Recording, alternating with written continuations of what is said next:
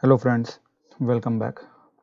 Let's start with chapter 6.2 of section 6th. So this section actually demonstrates the practical aspects of creating PDB from PDB seed. So let's move on. So when you see this diagram, it actually says that there are two PDBs under root, that is CDB $root. Now when you create a pluggable database from PDB seed, what happens is, so just look at my mouse cursor. So currently we are in PDB seed and we want to create a new PDB. So what will we do? We will issue the statement create pluggable database. So what will happen is, because the PDB seed has the template data files, so what it will do, it will create or copy the files to the new location. It will be according to either your OMF based setting in your database, or if you want to actually change in the file location to somewhere else, then you have to mention the file name convert clause and then mention the location. So that's how it goes. So I hope this diagram actually makes sense. Let's move on. So what will be the procedure? This is the general procedure overall. So what we will be doing is login to the root container, and we will be running the create pluggable database statement. And while creating the or running the statement, we need to make sure that we need to mention the admin user as well for the pluggable database, otherwise the statement will fail. After creating the pluggable database, as soon as the statement completes successfully, you have to make sure that you need to open the database in read write mode. So this statement actually does that: alter pluggable database, the database name whatever you keep, and then open. So there are multiple examples to create pluggable database. First example is kind of shorter, and it actually takes in the OMF based file system. So that's the reason there is no file name convert clause mentioned anywhere. So what will you be saying is create pluggable database name, admin user, whatever admin user you want to create, identified by password, and give the roles to the admin user. So it will actually create the data files under OMF based file location, and it doesn't take much time. And as soon as this completes, you are good to go to open the database in read write mode, and make sure to try and validate the connection too. The next method is kind of more granular, and this is what when you see the projects, this is what the when DBS create the script, this is what they follow. This is more granular and goes in depth of whatever you want to create, each aspect of it. So what you will be saying is same statement: create pluggable database name, admin user you are going to mention, but and there is a storage clause as well. So what will happen is, when you say a storage clause, the max size of this PDB will only go till 2 gigabytes. It will not go anything beyond. Okay, if you don't want to mention this clause, just leave it, it's not compulsory.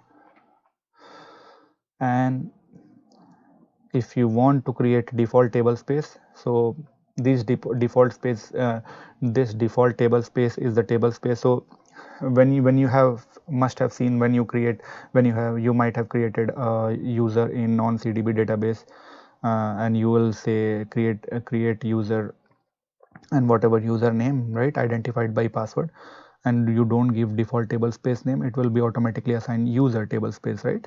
So this is the default table space we are creating. So whatever user will be creating in this PDB will be automatically assigned the HR table space. So let's say this is an application table space, you want all the users to use that specific table space, then you can do like this, or you can create that later and or change it, right? So, and mention the data file location, make sure whatever size you are you are providing initially, and then auto extend on, so it will be extending as soon as, or as far as you keep creating schema objects under this table space. Okay, now this is the important clause. This is what I will be using. I have not set up my database using the OMF based file system, but industry actually says that, or Oracle also suggests using the OMF based.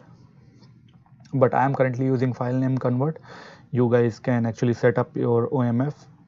So db create file dest. If you want to check the parameter, show parameter db create file dest, and if something is set up there, it means that it's OMF based. If it is not set up anything there and it's blank, it means nothing is set up and it's not OMF based. Then what you need to do is you need to mention file name convert. Okay, and then you need to mention, because the template has pdb files, right? All the files are sitting under the pdb seed folder when you created this container database initially. So what you are saying here is whatever files you are going to copy from template, right? Make sure when you are copying, convert that into your location, otherwise there will be error. Okay, so this is a pdb seed files. When it is copying, it's not going, if you leave that thing, it will assume that it is copying to the same location, which is not possible, and it will throw error. So what you need to say is location of the pdb seed and location of your, right? So it will copy everything to the new location. That's how it goes. Okay, just a second. Okay, so moving on, this is my SSH client. So let's validate the process, the current process. Okay, so now let's check the process. Okay, if the database is up or not. For that, let's validate the process. Yes, so there are two databases running, CDB and remote CDB. Remote CDB has been created just for the different methods we will be going for creating the PDBs. Don't worry about that currently. This is a different session, that is remote CDB on the same database. So currently this particular Linux server has two database running. Okay, now what we will be doing, we will be changing the environment variable to the current CDB. env, yeah, same. Let's connect to it. As you all might be knowing that as soon as we connect it, we are currently in the root container. Still we are going to validate it.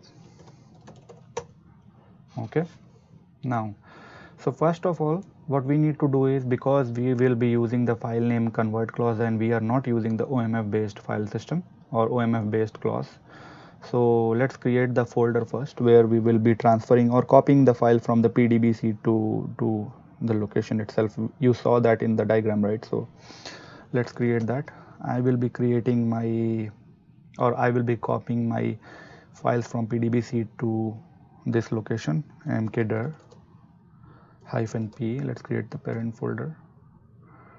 Let's create the folder under parent. So our data is the parent folder, and there is cdb, and what I will do is I will create pdb1 database. Okay, that's done. Okay, let's validate it. ls-ld /aura data cdb pdb1. Perfect, everything is there, permission is there. Let's move on. Let's connect to SQL Plus again.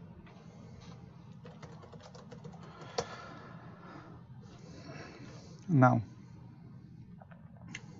it's very easy to actually create the pluggable database as you saw in the examples. So what we need to say is, because we will be creating pdb1, so we will be saying create pluggable database pdb1. Okay, we will be creating admin user pdb admin. Okay, identified by, this is my secure password. We will be creating a default table space for this particular PDB, so that any user created under this PDB will be getting this particular default table space. Okay, so table space finance. Okay, and the data file for this table space will be /aura data. We created the folder, correct? So this will be an add-on, because PDB seed will be creating only the default data files, right? They're like systems, sysocs, undo, because the undo table space local undo is actually turned on currently in the PDB as well. That's the reason undo table space will be created and temp file will be created. So no application data files will be created. What we are doing, we are creating application data file. Okay, this complete statement might look familiar to you guys when you might have create table spaces, right? So everything looks the same, but this is actually creating the database. So slash cdb slash pdb1, size we will be giving 250 MB. Okay, we will be saying auto extend on. Now this is the important statement, file name convert clause, and what you will be saying is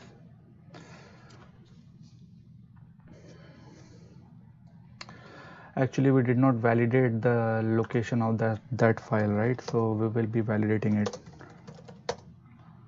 cdb SQL plus slash as fishdba, select name from $data file. Okay, so the location is this. I'll copy this, I'll paste it here. So we will be converting the location, whatever the files are, and copying that to slash aura data slash cdb slash pdb1, correct? And I think it's done. Wait for a moment. Done. Doesn't take much time. Okay, so we'll say show pdbs to validate it. Yeah, it's currently in mount state. We will say alter pluggable database pdb1 open. As you all might be knowing, we will be saving the state as well. Otherwise, when we restart the CDB, and when we'll restart the CDB, pdb1 will again come into the mount state. We need to save the state so that next time the server restart or the container database restarts, pluggable database itself will be automatically open, right, for the applications to connect. So we will say alter pluggable database pdb1 save state, and we are done with this video. I think you guys enjoyed this. It is very easy, and this is the first step. We actually this is kind of first step to create a pluggable database. This is the default way of creating the pluggable database. I have already come up with dbms_pdb. Okay, so that one was the real time stuff where in projects they want to migrate from non CDB to PDB. So that is the method people follow. I'll come up with the other method as well, which we saw in the tabular stuff, right, last time when you guys were doing the initial course for the pluggable the multi-tenant architecture. I have shown you what all different methods, right, for creating the pluggable database, like cloning locally and cloning remotely, and the other stuff as well. So wait for that particular video. Until then, goodbye.